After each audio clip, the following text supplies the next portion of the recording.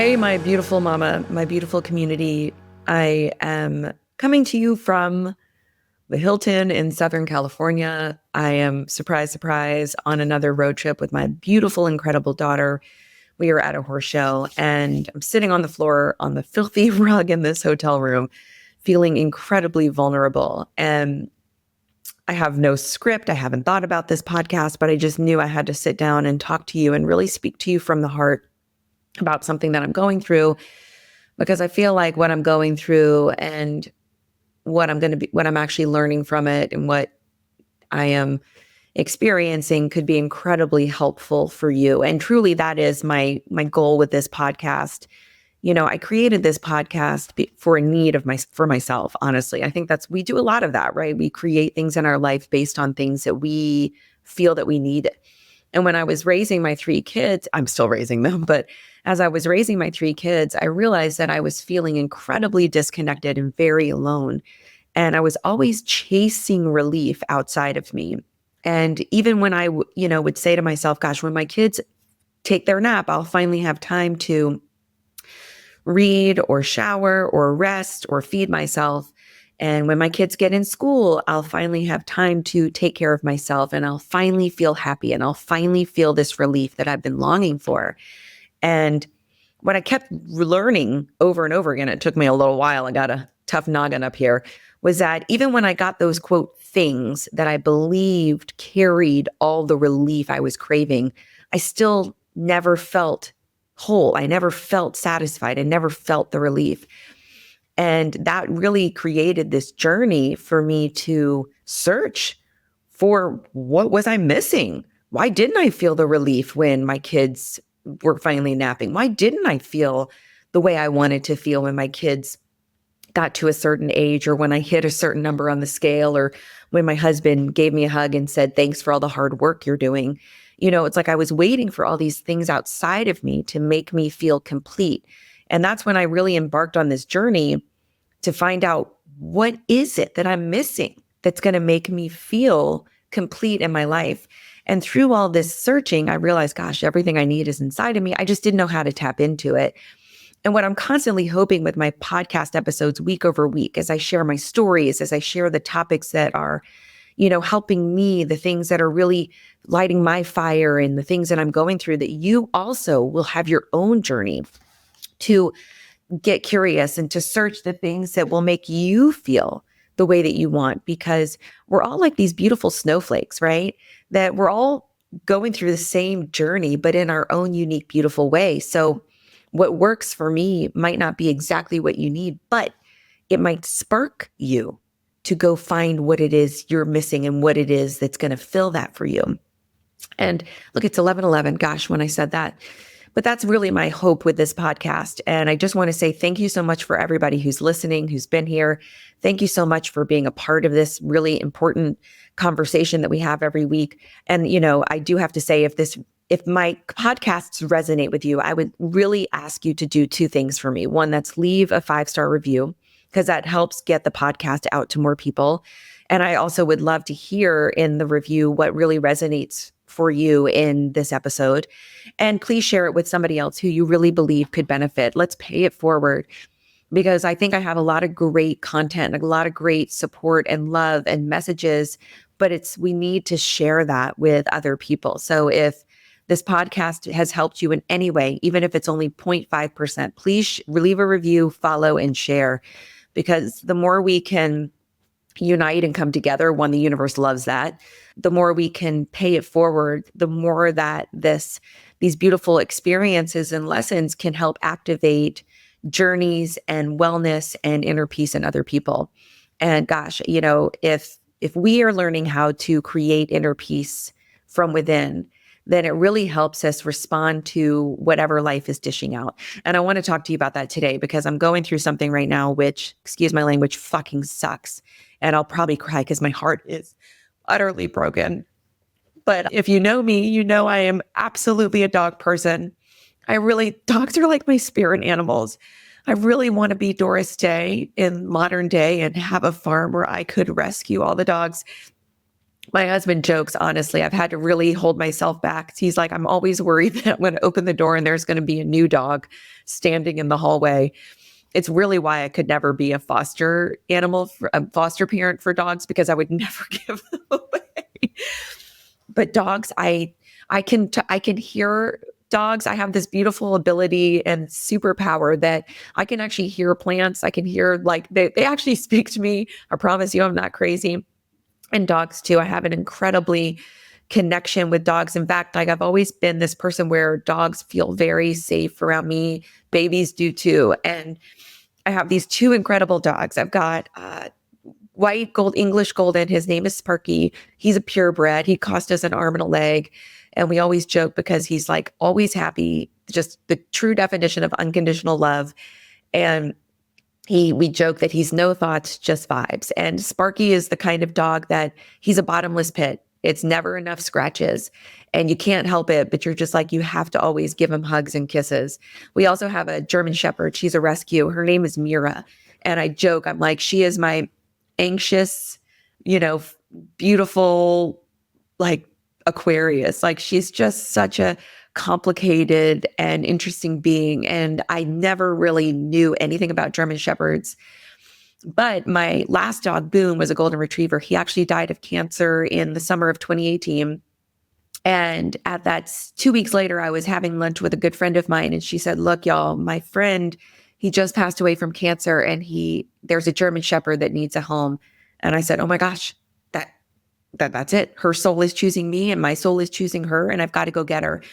And we drove 5 hours south to literally go pick up this German Shepherd. I'd never owned a German Shepherd before. I didn't know anything about her. And I'll tell you this, I will always own a German Shepherd. They are the most amazing breeds. And, at 2 weeks, I guess 2 months after we adopted Mira, we got Sparky, our purebred English golden. And he is just, they're like the odd couple.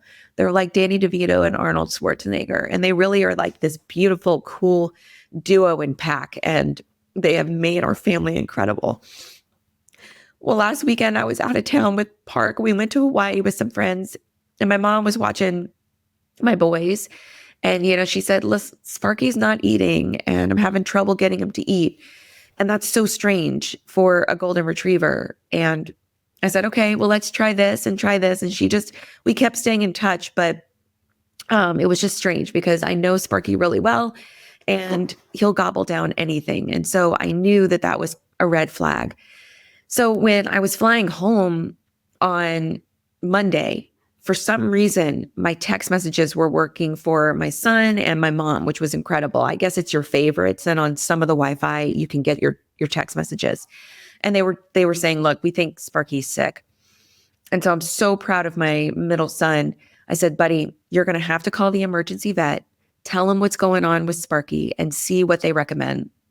And, as a 16-year-old, that's freaky when you're by yourself and you've got to call strangers. I don't know if you remember that, but my kids are always like, can you order the food for me? Can you handle my booking appointment? And so JP did that and I was so proud of him. And then they recommended that we bring Sparky in and JP loaded up Sparky by himself and drove down to the emergency vet. I was so proud of him. He checked them all in and he got them all set up to get an x-ray. We thought, honestly, I thought Sparky had ingested something that had gotten stuck in his intestine. And when we landed, my husband and I raced home so that I could be home. And my husband then drove to the emergency vet to relieve JP. Then JP came home because it was late. It's school night.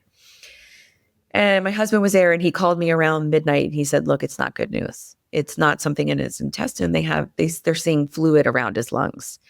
And I think I was just shocked. That was the last thing that I was expecting to hear. I thought maybe he had literally eaten some sort of squeaky toy and that we were going to have open stomach surgery, which, by the way, we have had with Sparky before. And he said, I think you need to get down here and, come be with us. And so we did. And, the doctor was basically saying, look, I'm thinking this is likely cancer.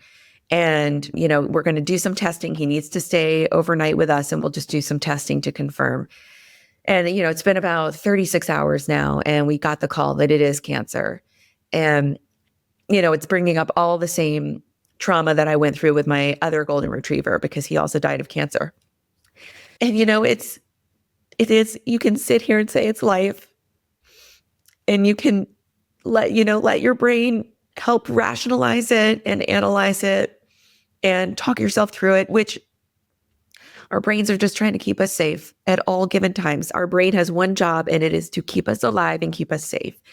And when you are getting troubling news and you move into fight or flight, or you move into heartbreak, or you move into grief, your brain is going to try and do anything it can to help make that go away, to help the anxiety, the sadness, and the grief and the fight or flight try and get you into a place of massive safety, right? So it makes sense when we lose somebody or when we're going through something difficult that we need to somehow make it make sense. This needs to make sense here, because if we don't make sense of it, then we feel so helpless to protecting ourselves from experiencing it again, right? Right. If I can make sense of Sparky getting cancer, then maybe the next dog I have, I'll get a dog that doesn't have cancer, right? Because my subconscious is now putting two and two together that what your dogs get cancer, right? And so my brain is trying to make sense of it. But my heart is also just saying, look, this is also just hard. This just is painful. And one of the things I've learned how to do over the years in like searching for that relief I was telling you about, right? Where I was really trying to understand what is it that I need in order to feel my best so that I make the most out of this beautiful life that I'm here living, so that I don't live on autopilot, so that I'm not always waiting to find relief and happiness and chasing it outside of me. I want to learn how to give it to myself so that no matter what is going on in life, I still can help myself. And that one of the things I've learned is that we want to allow our feelings to be what they are and to have enough strength and inner strength and capacity to make space for those feelings. We cannot lay in grief all day long every day, but grief is part of the healing. And there's clarity on the other side of sadness. And like anything that our body and our soul and our mind, any signal or information that our body, soul, and mind gives to us, even if it feels like a negative, it has a positive intention. Here's the most wonderful thing in the world. I love my dog so much, and my heart is broken.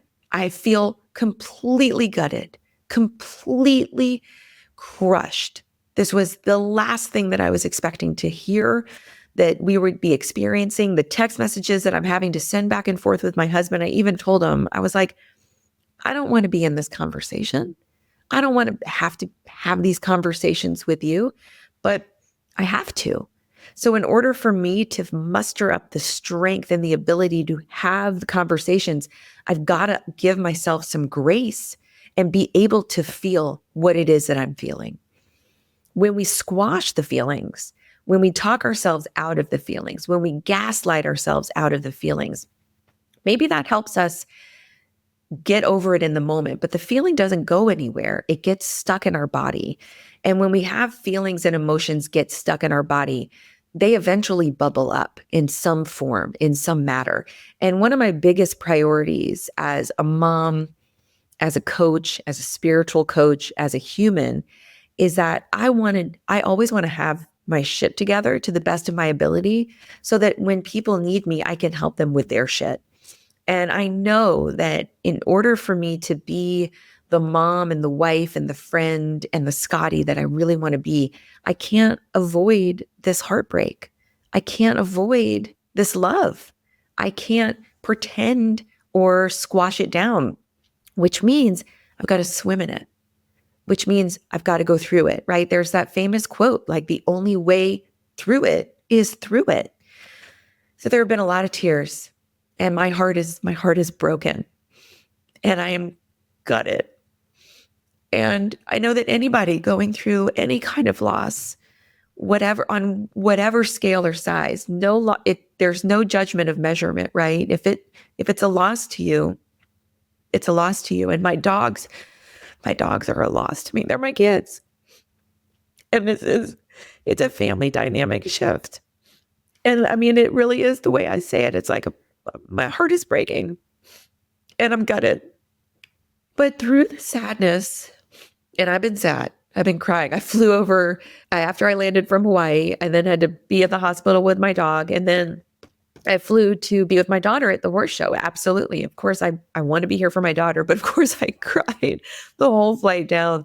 And the guy sitting next to me was like, "Hey, ma'am, are you okay?" And I just said, "Yeah, I just got some bad news and life is tough." And he said, "You know what? You're right." He's like, "Life is tough, but it's also great." And I was like, "You're right. You're right." And I have a couple of thoughts on this that I want to share with you for us to ponder on, for us to just think on. Life, I believe, is 50% great and 50% tough. I think it's like a coin. You've got one side on the other, because you truly can't have happiness without sadness. We can't just live in a happiness state, right? Like, this is why you have wins and losses in sports, because you learn so much from the losses and they make the wins so much sweeter. And I wouldn't trade my time with Sparky for a moment. It's not long enough that we're together, but it's been the most beautiful relationship. And yes, I'm heartbroken, but I wouldn't avoid this heartbreak ever, because I got to have him. And his soul chose me and my soul chose him. And we've had this beautiful soul journey together. And it's absolutely made me who I am. But I think a lot of times our brain, to keep us safe, it has us focusing only on the good. And that's what we're striving for all the time. So we're really practiced in being able to appreciate the good. But when the shit happens, when the hard happens, we're always like, "Oh my gosh, why is this happening? This is so unfair. This shouldn't be happening. I don't deserve this. Like, why do I have to go through this again? This is not how life is supposed to be. Universe, why do you hate me?" But what I'm learning from this is almost like, it's like building stamina up to live through the good, and at the same time building stamina up to live through the hard, and expecting it, getting strong enough to plan for it. Not that we want to sit around and wait for the bad, wait for the other shoe to drop, but it's almost like getting in shape to handle the tough, so that we can always be able to handle it and respond to it in a way that helps us versus holds us back. I think a lot of times we're so shocked when shit happens, and it's like almost what you want to have, like, change your beliefs around it. Like, yeah, this is happening, but this isn't me, and this isn't the rest of my life. This is something that I'm going through, and it's really hard. And maybe there are lessons in this shit. I'm not ready to see those lessons now, but I don't want to avoid it, because I know that it's a part of my life, and it's a part of what's going to make me me. And it's a part of, like, being able to hear that Sparky has cancer. It fucking sucks. And I could sit here and I will have moments where I'm just sobbing my eyes out and I'm fucking pissed. And I'm saying, why is this happening? This is so unfair. I just want my boy. He deserves to be alive. I deserve to have him. But I could get stuck there. I could just really get stuck there. And when I get stuck there, I could be in a place where I never want to buy a dog again. And who does that help? There's so many fucking amazing rescue dogs that need my Doris Day energy to come in and literally save them. And so it really is this incredibly difficult, powerful, important journey for us to live through the hard, to live through the tough. Because on every other side of hard and tough, there is the good and the great. It's a two-sided coin. For every shit experience and conversation, there's a beautiful conversation coming around the corner. And, my soul has been whispering this to me for a while. It's been whispering, slow down, simplify. You have too much on your plate. You are too busy to notice what's important to you. And that's really, that too busy to notice has really been resonating with me through this stuff with Sparky. Because now I'm thinking back, like, what are the signs I missed? Was I too busy scrolling my phone and running from place to place to place and checking off my to-do list to actually notice that he was changing, that maybe he was showing me signals? And thinking back on it, I talked to my husband and we really didn't notice anything. It really seemed to come on very sudden. And I heard the most interesting thing from a friend, that dogs, they're prey. right? Like in the wild and, history. Definitely my white golden retriever, that dog would not survive in the wild for 24 hours. But it's in their genetics and their makeup that they need to hide when they're weak so that they are not vulnerable to the predator. And so they say a lot of times with animals, they hide it really well. And then until all of a sudden they can't hide it. And that seems to be what has happened with Sparky, because he seemed to be fine and then literally like jumped off a cliff in terms of his symptoms. And so, sitting here and getting mad at myself for not noticing, that's a waste of time and energy and time that I could be putting toward my own healing, my own process, helping my kids through this, helping my other dog through this, and taking the best care of Sparky in the last chapters of his life. It's easy. Our brain likes to take us back and help, beat us up for how we behaved. But I think something that I really have worked on, and I would love to share, love for you to try and consider this too, is to look at that past version of me, that Scotty, and say, you know what? She did the best she could with the information and the tool set that she had available to her in that moment. Now, future me, I might have different tools. I might have different beliefs, which means that I might have a different response the next time. And there's so much beauty in allowing and appreciating how we handle things. It's really this beautiful gift of like, gosh, we did the best we could with the tools and the information that we had, which I truly believe I've done for Sparky. And, now it's really not about beating myself up, but about really understanding what we're going through now and letting all of me show up, not just the part of me that can handle the good news, but also the grieving me, the heartbroken me, the wounded Scotty, the vulnerable Scotty. Because when all of me shows up to handle life, that means life is getting the best of me, not just part of me. And I think there's that beautiful mindset shift that we can have when we start to look at life not as good or bad, but as life. And life comes in all different shapes and sizes.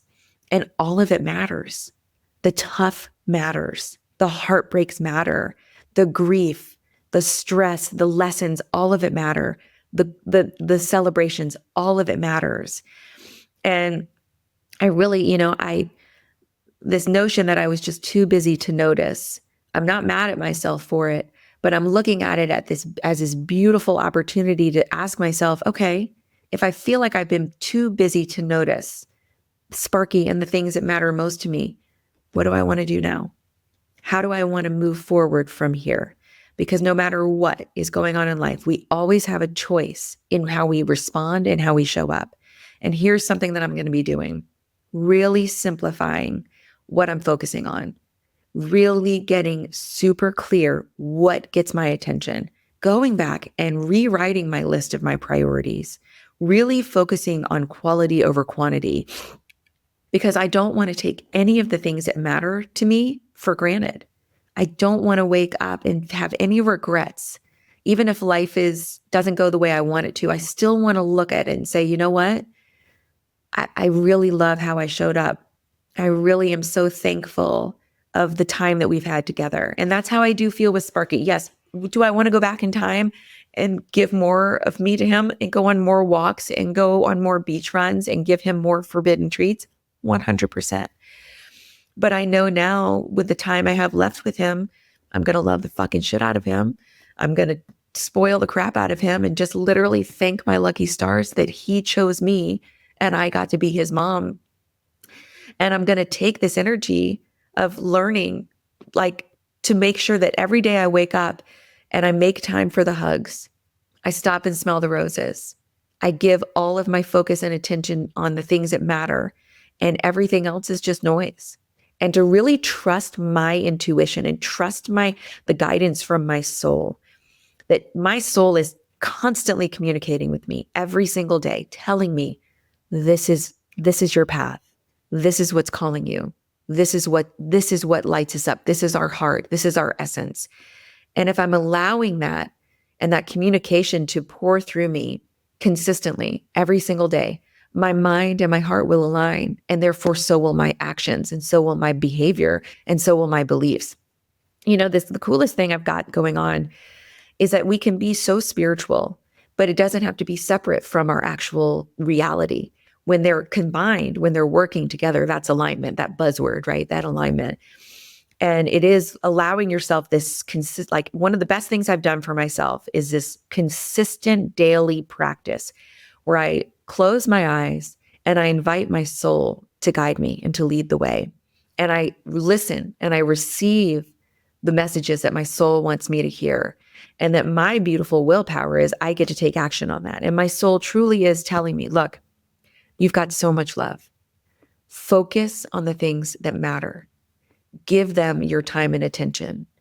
Take some things off your plate that are just not meant for you anymore so that you can live every day with the most unbelievable appreciation and not take anything for granted. And that's what I'm doing. I'm really actively doing this in my health, in my personal life, in my marriage with my kids and my business. I'm actually stripping things away. I'm not even creating more things in my life. I'm actually stepping back and saying, hold on, it's quantity over quality in each area of my life because I want to lighten the load on my plate so that I have the ability to give the attention and love to the things that matter most. So I hope you do that today. I hope if you can do anything from this podcast, is to give yourself 2 minutes, 5 minutes even. If you're driving home from the grocery or coming home from work, just sit in your car for a couple of minutes before you head into the house. And I want you to close your eyes and I want you to think about the things that matter most to you. Get a pen and paper, invite your soul in to that conversation and just put your hand on your heart, close your eyes and say, okay, I'm listening. Soul, what is it that you're craving? What is it that you want me to focus on? And then I want you to take a pen and paper and write those things down. Our soul loves a good journal. Our soul really speaks to us through journaling, that soul inquiry. And then I want you to look at that list and I want you to ask yourself, what is one thing I can do to help these 5 things, 7 things, 3 things become my main focus? It's really about prioritizing what matters most to you, giving yourself the ability to let go of the things that don't matter to you so that you can show up at your best in your life and give yourself some grace. When life is hard, when your heart is breaking, if you've lost something, if you're grieving, if you're going through something, first of all, I want you to know you're not alone. But I also want you to know how strong you are and that you absolutely can get through that grief. And when you allow yourself to actually grieve, when you allow yourself to learn how to feel the pain, to learn how to work through the hardship, it's going to help you get through it. It's going to help you get to be able to flip that coin over. But I want us to really practice not looking at our experiences as either good or bad or putting kind of any label on them. Everything that we're going through is our beautiful, wonderful, unique snowflake life. I don't even know if I said that, but like if we all think about ourselves as snowflakes, we're all going through the journey of falling from the sky onto the earth. And while we all might be going through this similar journey, each snowflake is unique, just like us. And whatever ebbs and flows and turns and experiences that your beautiful, unique life is taking you on, I want you to trust that that is your beautiful life and it has all the flavors. And when we truly make space for every experience, every emotion, every flavor, and we look at that not as good or bad, but as our one beautiful life, it's going to help you not only build the strength to handle whatever life is going on, it's going to help you build this belief and this resilience that you've got it and you can get through it. And you have everything you need inside of you, in your heart, in your soul, in your mind, in your emotions. Let's commit to not being too busy to notice the things that matter most to us. And I'd love to hear. Send me a DM of the things you want to focus on. Leave me a review and please let me know what resonated the most in this episode today. And I want you to know that I get it and I love you and you're a beautiful snowflake.